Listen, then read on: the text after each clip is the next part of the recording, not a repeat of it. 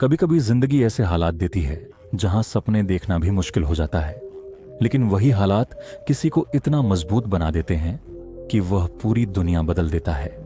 यह कहानी है एक छोटे लड़के की जो बचपन से ही गरीबी में पला बढ़ा। उसका पिता बीमार रहता था और मां घर घर काम करती थी। घर का खर्चा चलाने के लिए वह छोटी उम्र से ही गली गली चाय बेचता था। थके हुए कदम, फटे हुए कपड़े और हाथों में गर्म चाय के गिलास, यही उसकी दिनचर्या थी। लेकिन मां हमेशा कहती थी, बेटा पढ़ाई भी जरूरी है, चाय बेच लेना पर किताबें मत छोड़ना। उसी बात को दिल पर लेकर वह दिन में चाय बेचता और रात को स्ट्रीट लाइट के नीचे बैठकर पढ़ाई करता। कई बार पैसों की कमी से स्कूल की फीस नहीं भर पाता और एग्जाम छूट जाते। दोस्त मजाक उड़ाते, चाय वाला पढ़ लिख कर क्या करेगा, लेकिन उसने हार नहीं मानी। उसने ठान लिया कि चाहे जैसे भी हालात हों, पढ़ाई और मेहनत कभी नहीं छोड़नी है। एक दिन स्टेशन पर चाय बेचते हुए उसकी मुलाकात एक बड़े बिजनेसमैन से हुई। बातचीत के दौरान बिजनेसमैन ने कहा, तुम्हारी बातें अलग हैं, कभी बिजनेस करने का सोचा है? बस वहीं से उसके अंदर एक चिंगारी जल उठी।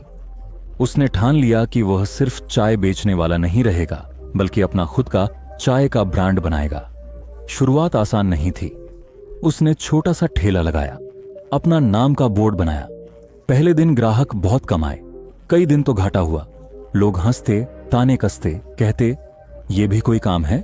लेकिन जब भी वह टूटता, उसे मां की बात याद आती, हार मत मानना।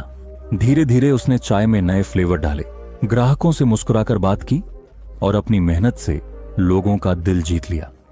कुछ ही सालों में उसका छोटा सा ठेला एक बड़े कैफे में बदल गया। अब वही लड़का मीडिया में छाने लगा, लोग इंटरव्यू लेने लगे, ब्रांड मशहूर हो गया और वह करोड़पति बन गया। लेकिन उसकी सबसे बड़ी जीत तब हुई जब वह सूट पहनकर अपनी मां के पास गया, उनके पैरों में बैठा और बोला, मां आज मैं सफल हो गया। मां की आंखों में आंसू आ गए और उन्होंने कहा, मैंने कहा था ना बेटा, मेहनत करने वालों को कोई हरा नहीं सकता। यही उस लड़के की असली सफलता थी। ये कहानी हमें सिखाती है कि जिंदगी में हालात चाहे कितने भी कठिन क्यों ना हो, अगर हिम्मत और मेहनत है तो कोई ताकत आपको रोक नहीं सकती।